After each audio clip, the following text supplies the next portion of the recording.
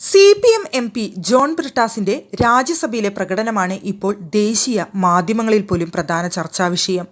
കേന്ദ്ര സർക്കാരിനും BJPക്കും എതിരെ രാജ്യസഭയിൽ തീപ്പൊരി പ്രസംഗമാണ് ബ്രിട്ടാസ് കഴിഞ്ഞ ദിവസം കാഴ്ചവെച്ചത്.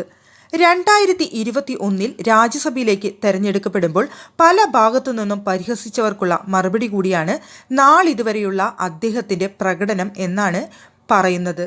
പാർലമെന്റിലെ രാജ്യസഭാ MPമാരിൽ ഏറ്റവും മികച്ച പ്രകടനമാണ് ബ്രിട്ടാസിൻ്റേതെന്ന് കണക്കുകൾ വ്യക്തമാക്കുന്നു.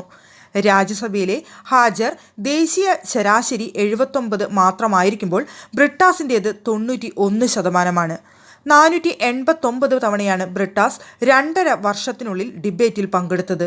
ദേശീയ ശരാശരി കേവലം 56.5 സംസ്ഥാനത്തു നിന്ന് ഉള്ളവരുടേത് 169.4 മാത്രമാണെന്ന് ഓർക്കണം. 306 ചോദ്യങ്ങൾ ബ്രിട്ടാസ് ചോദിച്ചപ്പോൾ സംസ്ഥാന ശരാശരി 212.53 ദേശീയ ശരാശരി 126.39. 10 പ്രൈവറ്റ് ബില്ലുകളും ബ്രിട്ടാസ് അവതരിപ്പിച്ചു. 0.8 ഇക്കാര്യത്തിൽ ദേശീയ ശരാശരി. സംസ്ഥാന ശരാശരി 3.8. സംസ്ഥാനത്തു നിന്നുള്ള ഇടതുപക്ഷ MPമാരെ മാധ്യമങ്ങളും പ്രതിപക്ഷവും പരിഹസിക്കുമ്പോഴും അവർ പാർലമെന്റിൽ നടത്തിയ ഇടപെടലുകൾ പലപ്പോഴും മറച്ചുവെക്കുകയാണ് പതിവ്. രാജ്യം ഭരിക്കാൻ കഴിയാത്തവർ എന്തിനാണ് പാർലമെന്റിലേക്ക് പോകുന്നത് എന്ന ചോദ്യങ്ങൾക്കുള്ള മറുപടി കൂടിയാണ് ബ്രിട്ടാസിന്റെ പ്രകടനം. തൃശൂർ ലോക്സഭാ മണ്ഡലത്തിൽ BJP സ്ഥാനാർത്ഥിയാകുമെന്ന് ഉറപ്പിക്കുന്ന സുരേഷ് ഗോപിയും നേരത്തെ രാജ്യസഭാ അംഗമായിരുന്നു. 6 വർഷം MP-ആയിട്ടും ദയനീയ പ്രകടനമാണ് സുരേഷ് ഗോപി നടത്തിയത്. ഹാജർ നിലയിലും ചർച്ചകളിലും ചോദ്യങ്ങളിലും ബില്ല് അവതരണത്തിലുമെല്ലാം അദ്ദേഹം ദേശീയ ശരാശരിയിലും താഴെയാണ്.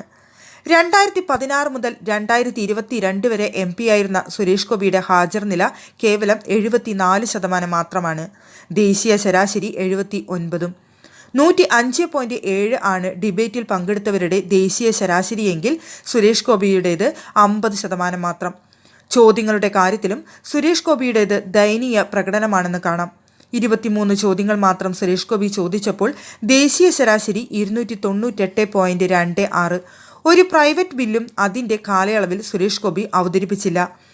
ഇത്രമാത്രം മോശം പ്രകടനം നടത്തിയ ഒരു വ്യക്തിയാണ് വീണ്ടും പാർലമെന്റിലേക്ക് വോട്ട് അഭ്യർത്ഥിച്ച് തൃശ്ശൂരിൽ ഇറങ്ങുന്നത്. ജയിച്ചാൽ പാർലമെന്റിൽ ജനങ്ങൾക്ക് വേണ്ടി സ്ഥിരമായി ഹാജരാകുമോ, ചോദ്യങ്ങൾ ചോദിക്കുമോ, ചർച്ചകളിൽ പങ്കെടുക്കുമെന്നോ ഉറപ്പ് നൽകാൻ സുരേഷ് ഗോപിക്ക് സാധിക്കില്ല. വോട്ട് അഭ്യർത്ഥിച്ച് ജനങ്ങളിലേക്ക് ഇറങ്ങുമ്പോൾ മുൻ പ്രകടനത്തെക്കുറിച്ചുള്ള ചോദ്യങ്ങൾക്കും അദ്ദേഹത്തിന് കൃത്യമായ മറുപടി ഇല്ല എന്നൊക്കെയാണ് ഒരു കൂട്ടം അവകാശപ്പെടുന്നത്.